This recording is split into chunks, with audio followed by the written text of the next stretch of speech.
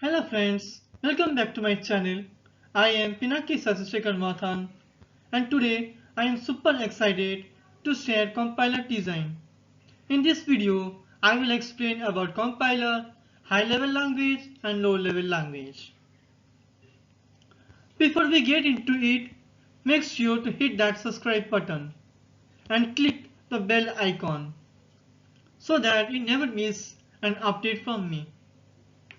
If you enjoyed this video, please give it a thumbs up. It really helps the channel and let me know what kind of content you love to see. I always love hearing from you, so drop a comment below with your thoughts or any questions you might have. I will sure to explain or respond to as many as I can.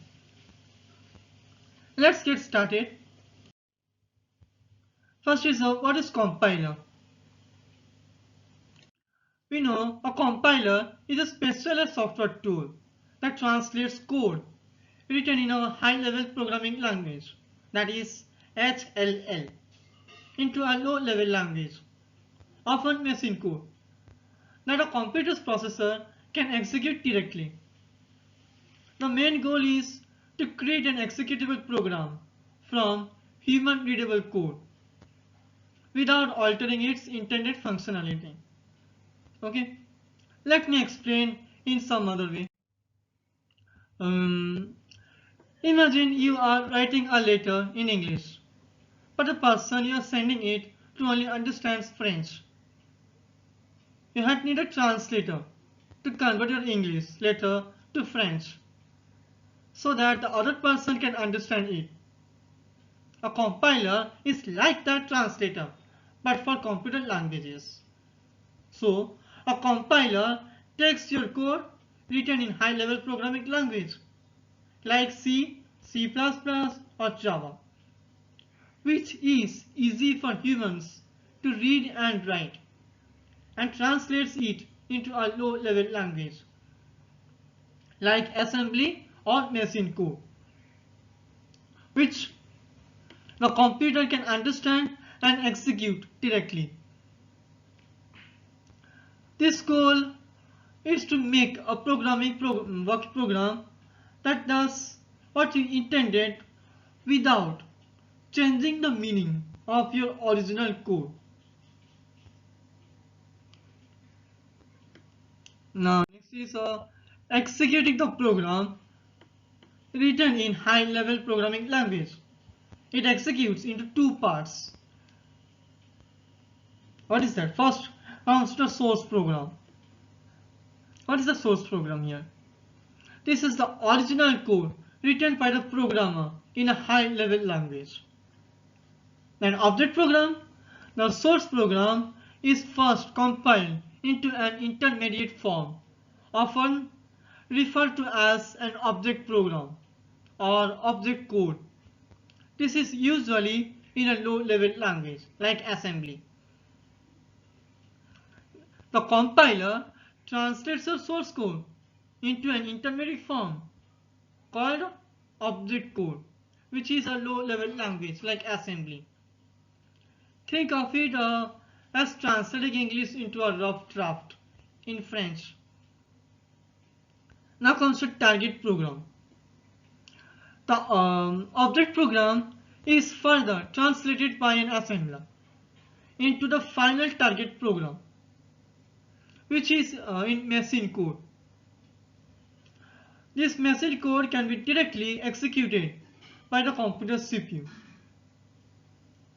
And we know in another tool called an assembler translates the object code into a machine code, which is the exact language the computer's CPU understands and execute.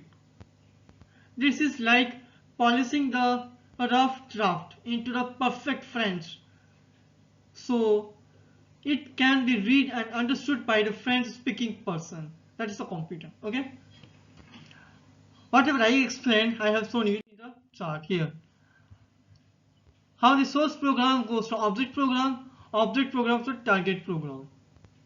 Source program is compiled and it shows also error messages. Let's go to the object program. Object program is compiled as an assembler to then the target program. Now is the key features of the compiler.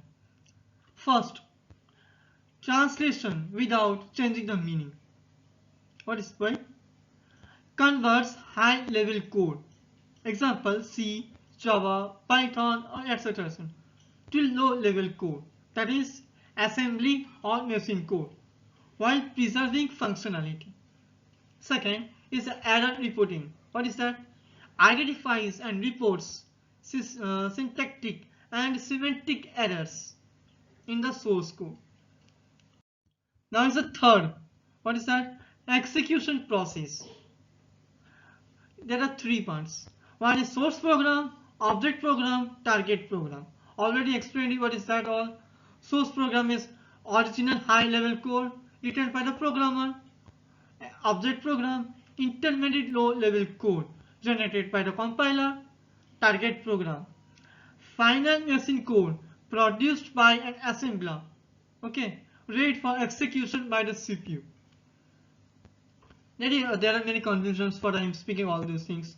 Let me give you an example to be more clear about the compiler. Step.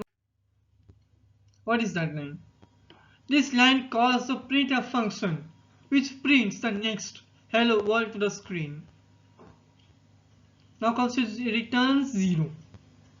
This line ends the main function and returns 0 to the operating system, which indicates that program ran successfully. Okay. Now you saved this file as source.c. This. Now next go to step 2. What is that? Compiling to an object file. That is a low level language object program. Now you need to convert this high level source code into a format that a computer can understand more directly. This is done using a compiler. The compiler translates your C code into machine code, but it does this in two stages. The first stage is creating an object file. Okay, this is done using a compiler. What is that command? Here is a command. This one. First, I know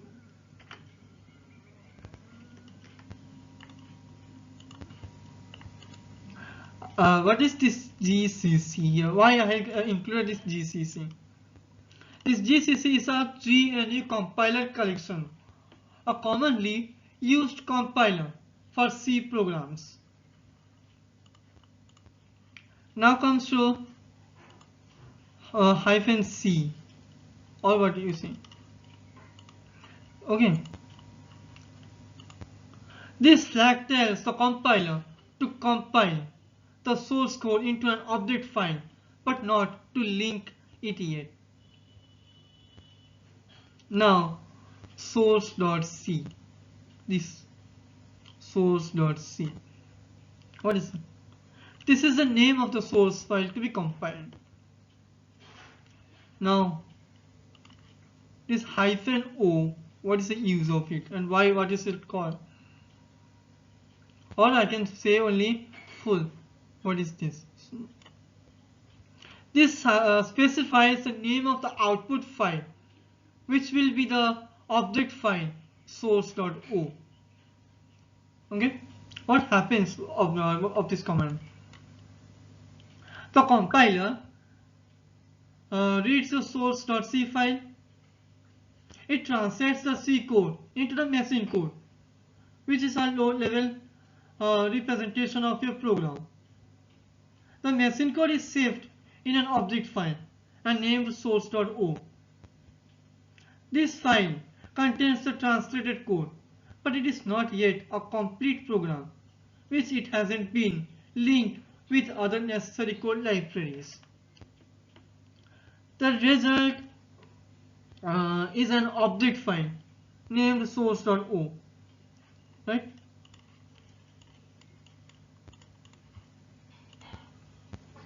which contains machine code that is not yet executable because it hasn't been linked with other necessary code libraries. Comes to step 3. What is that? Linking to create an executable. That is executable target program.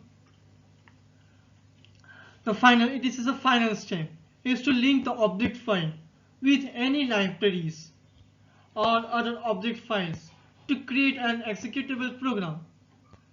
Now executable is a complete program that can be run by the compiler. This is done by using the command. This is the command. Okay, this is the command.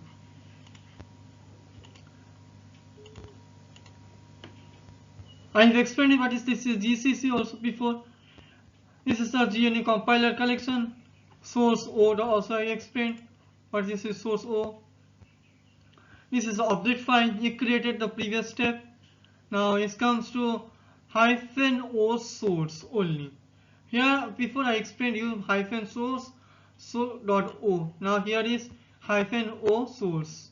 What is this? This specifies the name of the output executable file, which will be named as source. What happens now?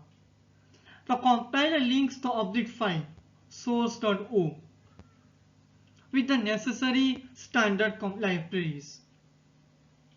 It creates an executable file named source.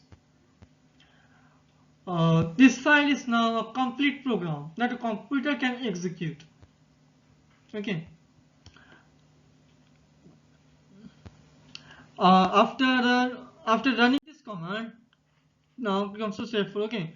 After running this command, you have an executable file named source. You can run this executable file from this command line, this one, /source. This command will execute the program and you should see this hello world is printed on the screen. This process transforms human readable code into machine readable code that your computer can execute.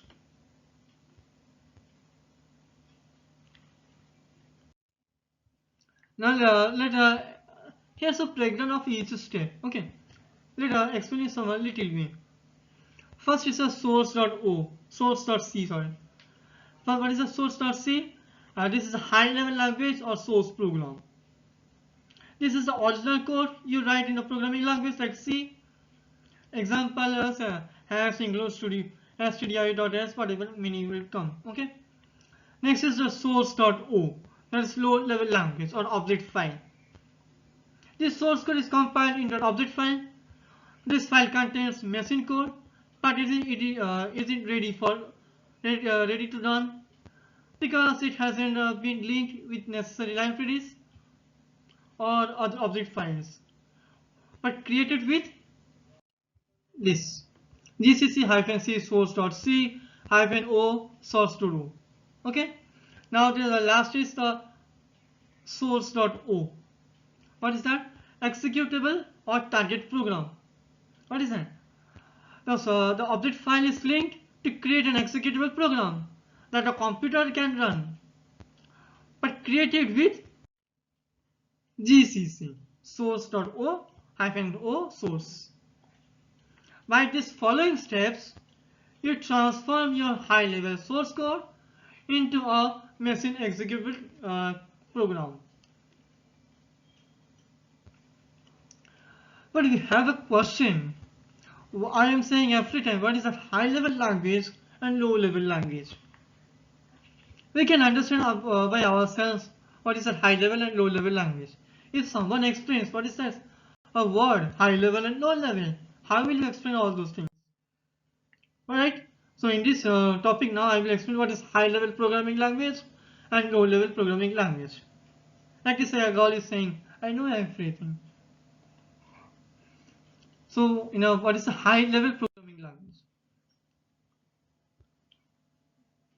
A high-level, this is a definition. Even Definition: a high-level programming language is a language that has an abstraction of attributes of the computer and is more convenient to the user in writing a program.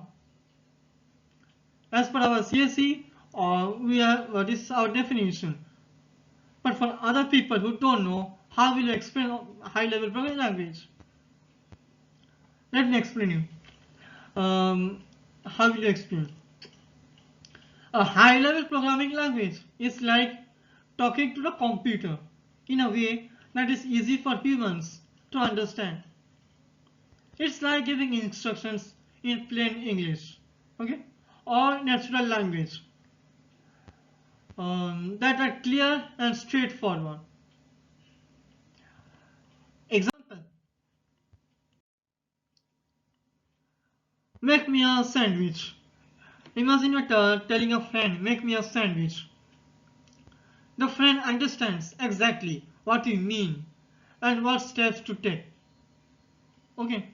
And in this, what are the languages used?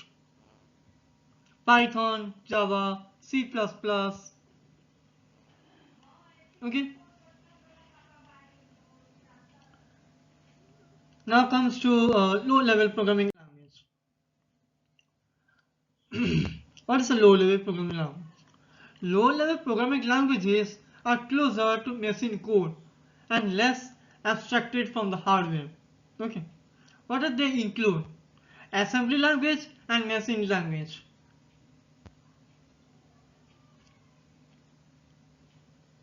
What is the assembly language? Assembly language uses symbolic names and simple instructions that correspond closely to machine code. It's like giving very detailed and specific instructions to a computer. And machine language? The most basic form of programming language, consisting of binary code, zeros and ones, that a computer's hardware can directly execute. It's like speaking directly in the computer's native languages. This is as per our scores we are saying, but how you explain to other people? Okay, let me explain you.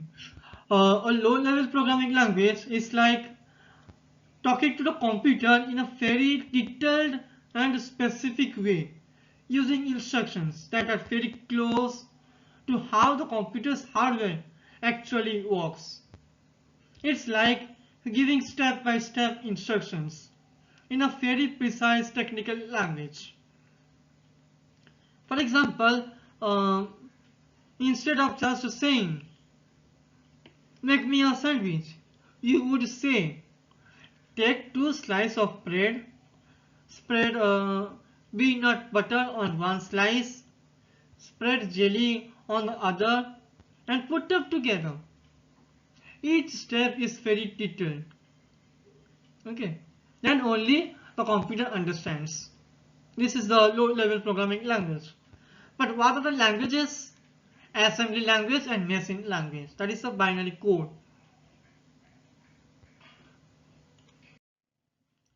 Thanks for sticking around till the end. If you enjoyed this video, please give it a like and share it with someone who might find it useful. Don't forget to subscribe if you haven't already done, and hit the bell icon for notifications on my latest uploads. See you in the next video. I will be explaining about the interpreter, assembler, and many more. For today, thank you for this. Bye for now. Don't forget to subscribe